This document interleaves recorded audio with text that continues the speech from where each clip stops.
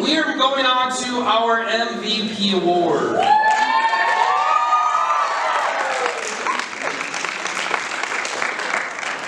So our MVP award, I would argue, is probably the most sought after. It's the one a lot of students talk about, and I hear them talk about the most. And I don't know if anyone really understands how difficult it is to get narrowed into this category. Because essentially we're saying most valuable player, most valuable performer, we use it interchangeably. But essentially, can you stand there and hack it? Can you stand there and entertain and give us these thoughts and feelings and be really good at it? But also, can you do that for the people around you? Can you lift them up? Can you support them? Can you make them better? Maybe the other team's better.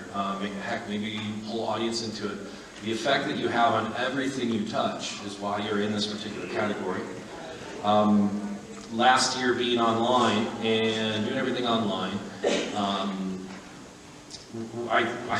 we thought of some really neat ideas for how to do Championship Day, but I thought it was incredibly necessary to allow last year's MVP to come up and say something before we present it.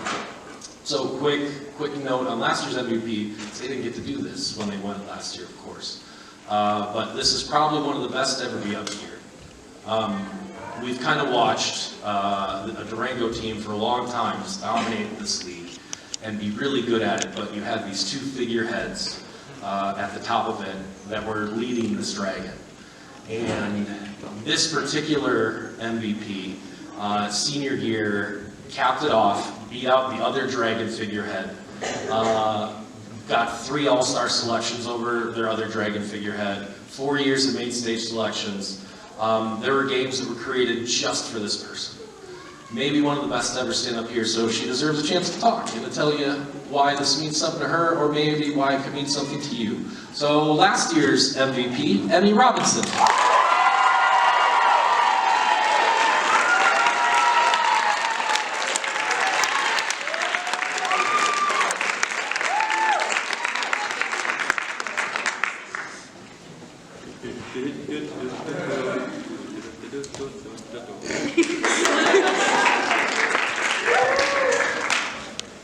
Thank you, Kobe. Of course.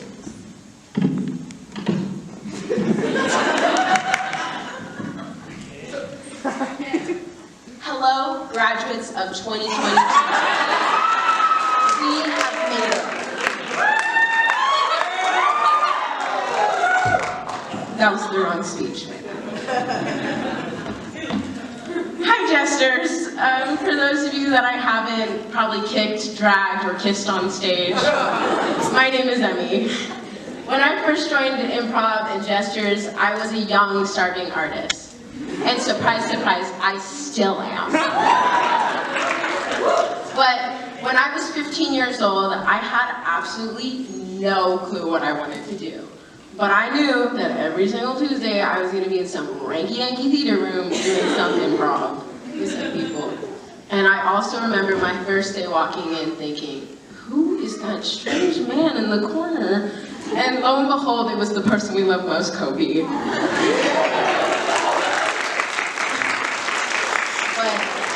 one thing that I also do remember about my first day is that, like, even though I didn't really show it, is that I was so uncomfortable. Like, I was laying on a table at one point, I was doing something that started with the letter B, I didn't know any of the games, I still don't. That's why if you saw me on stage looking at Roman, how do you play this? I'm like, I'll just go second. But I was so uncomfortable. And that's truly what Jesters is about. It's about being uncomfortable. Because in Jesters in life, you can choose to either be uncomfortable or you can choose to be safe. And when you choose to be safe, you end up not doing incredible things. You end up sitting on the sidelines, like Kobe. Just kidding. And I'm not talking about the type of uncomfortableness where you have to work with people you don't like. Looking at all of y'all guys. I'm just kidding. I'm not. But that's the thing that I loved most about it, is because when you're uncomfortable, you can be things bigger than yourself. Bigger than the characters that you create, because no matter how loud, no matter how large your character is going to be, you're always going to be something bigger because you put yourself out there and you were uncomfortable. So don't ever choose to be safe, because if you chose to be safe, you would not be sitting here today, and you wouldn't be surrounded by these amazing, phenomenal people. And I don't know if you guys know this, but usually when people graduate, they transition to being a coach. So all these coaches, or all these people that help out, like these three right here, chef's kiss. But all these people I grew up with. Every single one of them saw me when I was like the ripe age of 15, having no clue what I did. And I would just be on stage, I'd be there, I'd do weird stuff. I once wrote on my hands, call 911, found. I did stuff like that. But I did want to say congratulations to the 6 people that were nominated for MVP, because you guys probably felt the most uncomfortable putting yourself out there. And this is your moment to shine. You get to stand up here and your name and your face gets to forever be on those little posters that he makes. And I promise you that even if you don't win, I know a guy that makes those plaques for $30.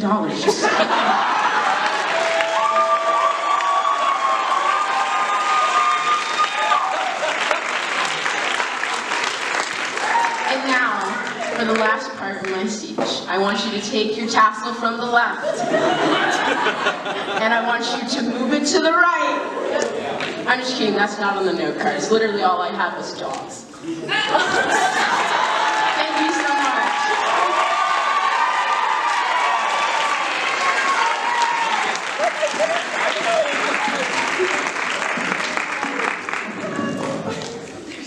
Jesus. Okay, same story. I'm going to talk about the 6 of you, and well, I'm speaking about you. Please stand for that moment. Come up, we'll chat, and then I don't know if you saw in the schedule, but I had something that said Koki's request, and it's just a quick little thing I'm going to talk to you about after the MVP, and then we're going to get into this championship. So, yeah! Thank you.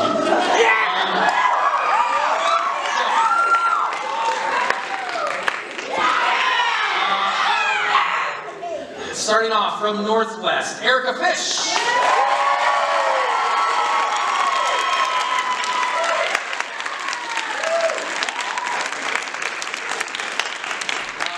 You've heard me reference Erica before because that's kind of what the whole league does. I've never met a more feared jester in this league.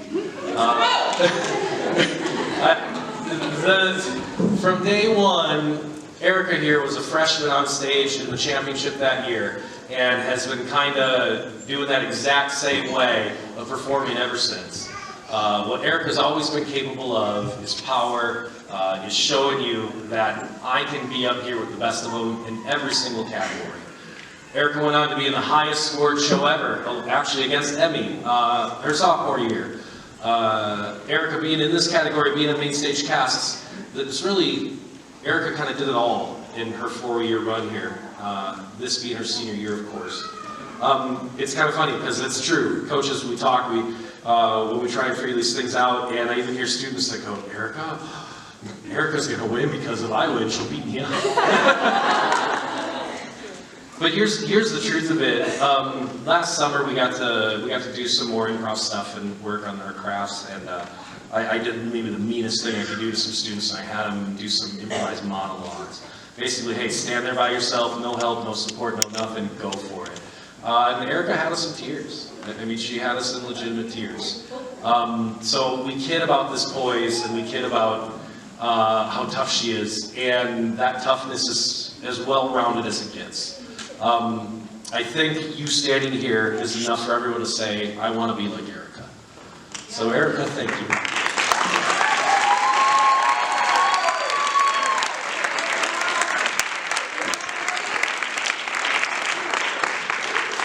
From Cimarron, Althea Carton.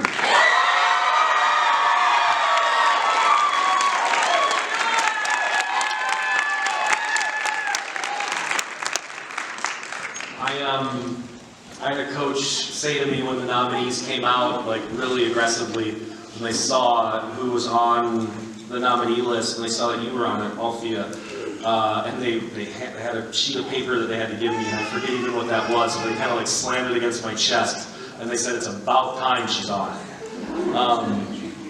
Althea, if you know anything about Althea, is very easily the funniest person in the room sometimes.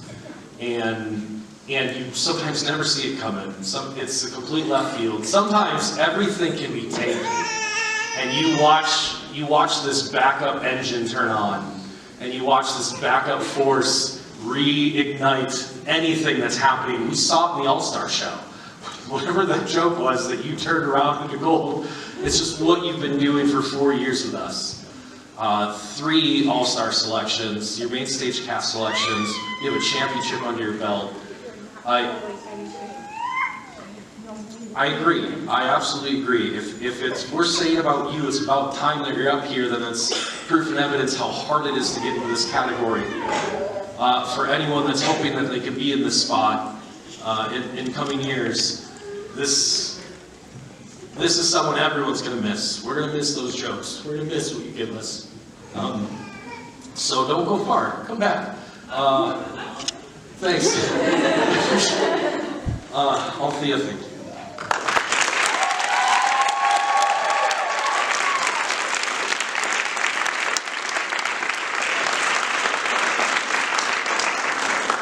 From Del Sol, Bella D'Angelo.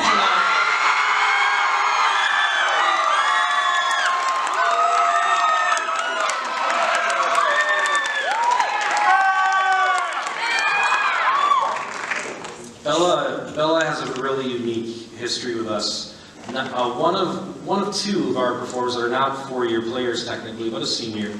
And I remember Bella's first show as a sophomore, and I think that was her only show that year.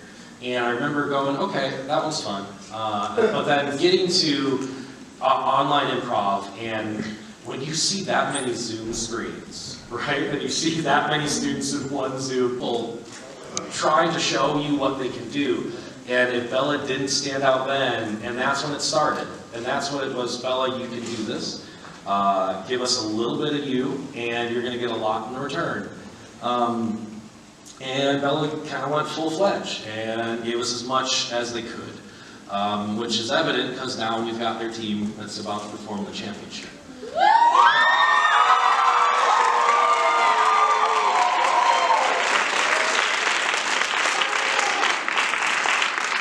You know, sometimes an MVP isn't the loudest in the room. Sometimes they're not the one that's going to grab your attention the most, but they're the ones who are going to do what you need when it needs to be done. And there were plenty of times where I'm just sitting back going, well, if that part's not working, clearly that is. And it's always the nucleus that's around Bella. If you ever need an example, if you ever need someone to give you what you need to give to someone else, Bella can give it to you. And here's the weirdest part of it all, Bella, is I think we've only barely scratched the surface for you. So, I hate that you're a senior, but wherever you're going, just know, channel your inner Isaac. Your inner Isaac, which only Bella understands. Bella, thank you.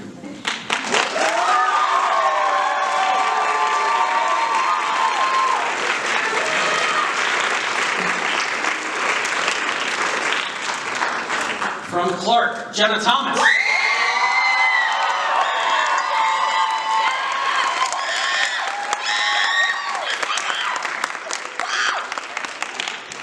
I don't know, Jenna, while I was talking about Bella, if you heard how that conversation I had with Bella, and if you thought to yourself, wait a minute, you had a conversation with me too? So I did. At one point, you know what, never mind, in Jenna's case, at a couple of points, I went to Jenna and I said, Jenna, you can dominate this. If you put a little in, I promise you'll get something in return. And I think the emphasis I used is you'll get as much as you can get out of this. If you just give yourself to what this is. So I think maybe there's a point where I didn't know. I didn't know where your heart was and how it was in this. Kind of like we talked about Blanca before. I watched Blanca go through such a beautiful evolution. And then the year happened. And then we watched you get on stage. And there was a point in those coaches' meetings, in those coaches' circles, where I looked around and I just said, what does she ever do wrong? Everything that Jenna does on this stage is just perfect. It's what your team needs, it's what this league needs.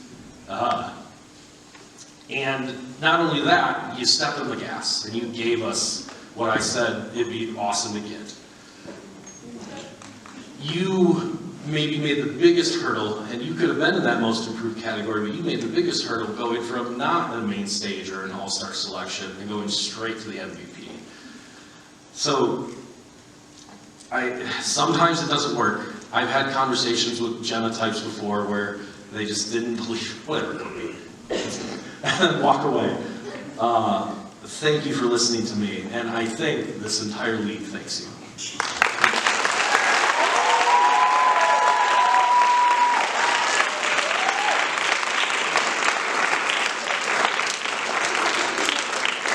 From Northwest, Isaiah Gira.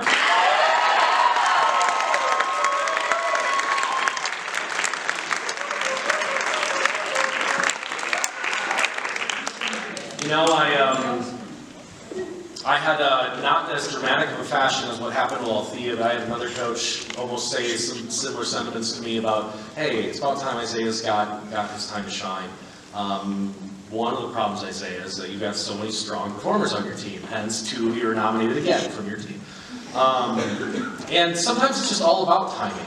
That's what a lot of this is. Sometimes we want things too fast, or it's just not right, or whatever, and we want to fit things where they don't belong, or it doesn't actually mesh or work. In Isaiah's case, for me, this all made sense in the right time, how strong a performer you were, what your whole team did. It was just a great progression to say, hey, this is someone who deserves to be in this category. And if you want to question it, stand next to him on stage and try. We all knew it. We all knew what it would be like to stand next to you because of everything you did. I think you mastered jumping off the stage this year. I think you mastered crowd work. And if we had more time, what more could you master? I don't know if you watched last year, but Isaiah was our online video pageant winner. Which basically all that meant was he had to sit on a Zoom for 2 hours with me and Warren. And we recorded it and showed it to the world. But it was just more evidence of this talent you have that you've nonstop tried to share with us. And this year it culminated. And it was nice to see this tipping point. And it was a clear-cut case of Isaiah deserves to be our MVP nominee. And now I get to say that about you no matter what. So Isaiah, thank you.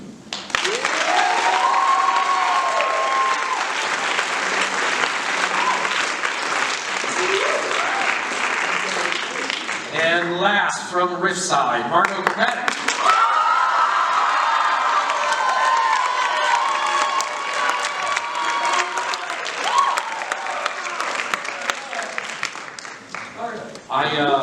Margot's had a very interesting path here to being here right now. Doesn't happen all the time, but this is, Margot's the second of the students that are gone as senior. Margot's a sophomore. Margot's now only our third sophomore to ever be nominated for MVP, with 3 really stalwart names in our league, one of them being Emmy, who you saw many times today. Margot started actually at Clark as an 8th grader, and was an 8th grader, was learning, was trying on a really big team at the time. And that's where Margot thought that they were going to go to school for high school, but that changed mid-year, as it does. Margot actually split the All-Star vote that year with Clark as an 8th grader. It went the other way, the other student got it, but that was something that Margot got. As a freshman online last year at West Tech, where they eventually went, on a really strong team, freshman Margot got the All-Star selection again. And then just academically, outside of academics, it was fine. But academically, he hated West Tech and decided to transfer to the Zone School, where is now Riffside. And then here we are. And I think it started last year online with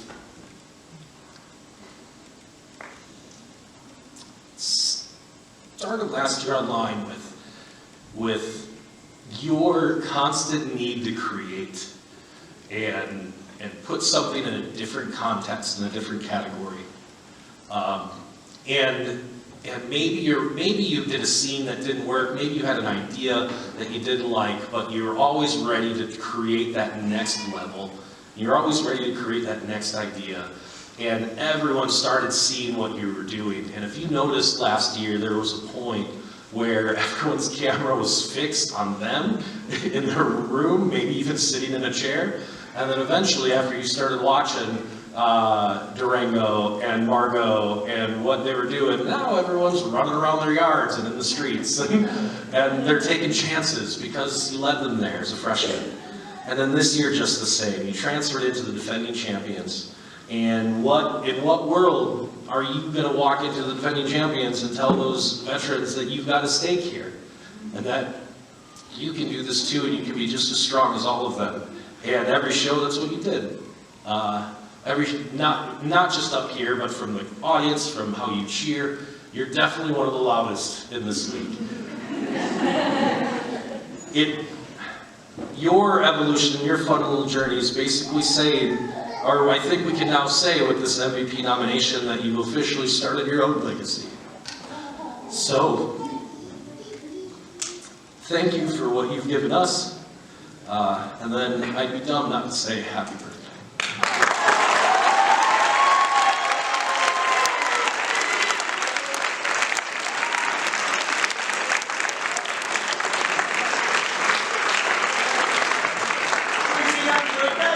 Huh? Should we sing? Oh, she's hate it.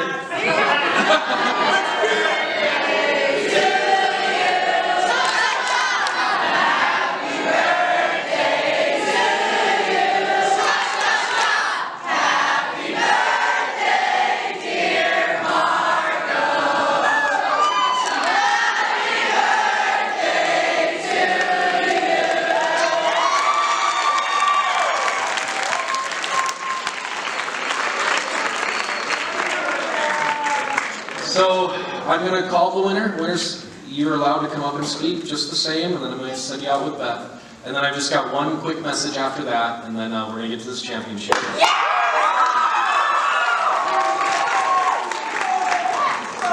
My note to the winner. This was a tight MVP race. You all got votes from everyone that voted. So you all had a dog in this race. But we do have a unanimous winner, and this is probably one of the best examples I can think of just applying yourself and getting the most out of what you can do. And I get to tell your story for years to come. So, very deservedly so, our 2022 MVP from Clark, Jennifer.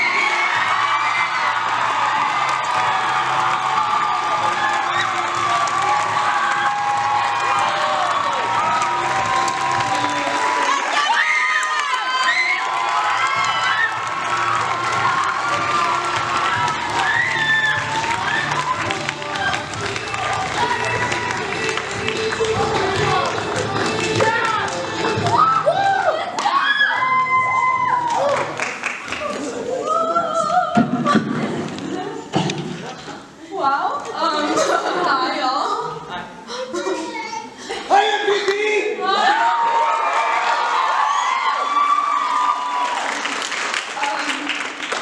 I think what should really be said is, first of all, a thank you to everyone who makes Jesters what it is and keeps it going. Everyone who shows up every Saturday, Warren, Roman, Kobe, Corey, Song, all of you have made this family that I know that everyone who participates in just becomes a part of. And I think that's what's so special about improv, definitely, is the people you find along the way and what you create from there on forth. So, thank you.